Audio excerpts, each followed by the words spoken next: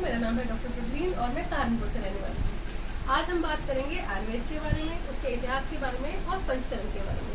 जैसे कि आप सब जानते हैं, आयुर्वेद एक बहुत पुरानी पद्धति है। हमारे ऋषि मुनियों के समय से हम आयुर्वेद का प्रयोग करते जा रहे थे, पर जब हिंदुस्तान में ब्रिटिशर्स आए तो उन्होंने मॉडर्न मेडिसिन को ज़्यादा जोर देकर हमारे आयुर्वेद को उन्होंने बिल्कुल पीछे हटा दिया।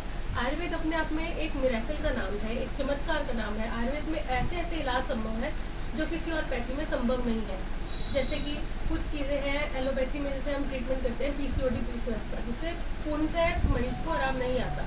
पर अगर हम बात करें आयुर्वेद की तो 3 से 4 महीने में लगते हैं, लेकिन मरीज को पूर्णतः आराम आता है, वो ऑपरेशन से भी बच सकते हैं। आज हम बात करेंगे पंचकर्मा के बारे में। ये हमारी यूट्यूब की सीरीज है जिसमें हम 30 दिन तक आपको पंचकर्मा के बारे में थोड़ी थोड़ी जानकारी हर दिन देंगे। पंचकर्मा, पंच का मतलब है 5 और कर्म का मतलब है क्रियाएं। 5 क्रियाएं। पंचकर्म एक ऐसे शब्द से मिलकर बना है जिसका मतलब है 5 तरह की क्रियाएं, जो कि है वमन, विरेचन, नस्य, बस्ती और रक्त मोक्षण। आज मुख्यतः हम रक्त मोक्षण के बारे में बात करेंगे। रक्त मोक्षण क्या है और क्यों किया जाता है? रक्त मोक्षण का अर्थ है शरीर से गंदे खून को निकालना। जैसे कि आजकल का हमारा खाना पीना है, जिसमें हम बहुत से fast food, burger, pizza, cold drinks ये सब खाते हैं, जिसकी वजह से हमारे शरीर में टॉक्सिक जमा हो जाता है। तो टॉक्सिन जमा कहाँ होता है? हमारे शरीर के ब्लड में। ब्लड पूरी बॉडी में सर्कुलेट करता है और जहाँ पे उसको वीक पॉइंट मिलता है वहीं पे वो जाके कोई ना कोई डिसीज बना देता है। तो उस डिसीज से हटने के लिए हम क्या करते हैं? रक्त मोक्षण करते हैं। रक्त मोक्षण हमारे आयुर्वेद में 3 प्रकार का होता है: जलोका, श्रिंक और अलाबू। जलोका मतलब जोंक थेरेपी, जिसे हम लीच थेरेपी भी बोलते हैं। जैसे कि ये देखिए, ये हमारी लीचेज है, हम इनके द्वारा ट्रीटमेंट करते हैं, इसे बोलते हैं लीच थेरेपी। श्रिंक का मतलब है गौसिंग, गाय का सिंग, और अलाबू मतलब हम जैसे कि कपिंग थेरेपी, जिसको आज मॉडर्न से अगर कोरिलेट करें तो वैसे अलाबू हम लौकी को बोलते हैं। लौकी के पुराने समय में लौकी से हम ट्रीटमेंट करते थे, पर आज के समय में हम अलाबू को कोरिलेट कर लेते हैं कपिंग थेरेपी से। तो हम बात करेंगे आज लीच थेरेपी की। जी हाँ, मेरा ये क्लिनिक है यहाँ पे खेड़ा मुगल में, और मैं लीच थेरेपी करती हूँ। मैं लीच थेरेपी से पेशेंट्स का ट्रीटमेंट करती हूँ। बहुत सारी बीमारियाँ, जैसे कि हमारी पीसीओडी हो गई, हेयर फॉल हो गया, ग्रेइंग ऑफ हेयर हो गया, या फिर कहीं पे ब्लड की क्लॉटिंग हो गई, या हार्ट की कोई ऐसी डिसीज हो गई, acne vulgaris, fungal infection, skin infection, इन सब का ट्रीटमेंट लीच थेरेपी से किया जाता है। जैसे कि आप देख रहे हैं कि मेरे पास अलग अलग पेशेंट्स के लीचेस रखे हुए हैं। हर पेशेंट पे अलग लीच लगती है और उनका अलग से बॉक्स बना के उसमें पेशेंट का लेबल, नाम, उसकी डेट, एज और एड्रेस के साथ रखा जाता है। और बहुत से मेरे पास पेशेंट है जिनको मैंने फंगल इन्फेक्शन ठीक किया, बड़े बड़े फंगल पैचेस थे जिन पे 3 से 4 लीचेस, आवश्यकता अनुसार अधिक लीच भी लगाकर हमने उनका ट्रीटमेंट किया। बहुत अच्छे रिजल्ट है लीच थेरेपी के, बहुत ही पॉजिटिव रिजल्ट है। हेयर फॉल में बहुत अच्छा रिजल्ट है, जिसको कोई गंजापन आ रहा हो या सिर में कई बार ब्लड सर्कुलेशन के ना होने से, ऑक्सीजन के पूर्ण तरह पहुंचने की कमी के कारण हमारा जो है हेयर फॉल होता है या ग्रेइंग ऑफ हेयर होता है, उसको लीच जो है ब्लड को सक करती है। लीच के अंदर कुछ ऐसे एंजाइम, ऐसे तत्व होते हैं हिरुडिन नाम के, जो वो हमारे ब्लड में भेजती है, जिससे हमारा ब्लड क्लॉट होने से रुकता है, ब्लड थिनिंग में हेल्प करती है, जिसके कारण जो है ब्लड में मिले हुए टॉक्सिन्स वो सक भी कर लेती है, और कुछ अच्छे एंजाइम्स बॉडी में डालती है, जिससे ब्लड की सर्कुलेशन बहुत अच्छी होती है और इन बीमारियों से हमारे को छुटकारा मिलता है।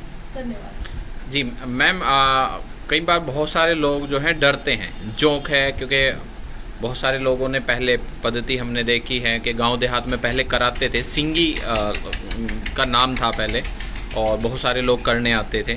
तो लेकिन कई साल से, लगभग 15-20 साल से अब वो चीज़ें बंद हो चुकी थी। तो लोग जोंक से डरते हैं। तो जैसे मैंने भी लगवाई है, तो जोंक ऑलरेडी मुझे जब लगवाई है तो मुझे कोई महसूस नहीं हुआ। हल्का सा एक जैसे चींटी काटती है शुरुआत में, एक हल्का सा महसूस हुआ।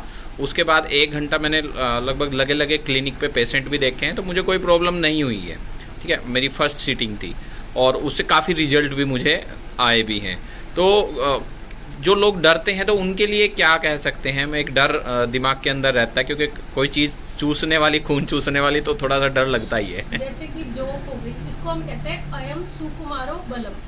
जो सुकुमार व्यक्ति है, 16 से ज़्यादा वाला व्यक्ति और 80 से कम वाला सुकुमार, जो घबराता है, जो हीन सत्व है, जिसके अंदर बहुत डर है किसी सुई को लेके, हम उन सुकुमार व्यक्ति में जलोका का प्रयोग करते हैं, क्योंकि इसके दंश से हमें कोई पीड़ा, जलन, किसी तरह का कोई ऐसा चीज़ महसूस नहीं होती है।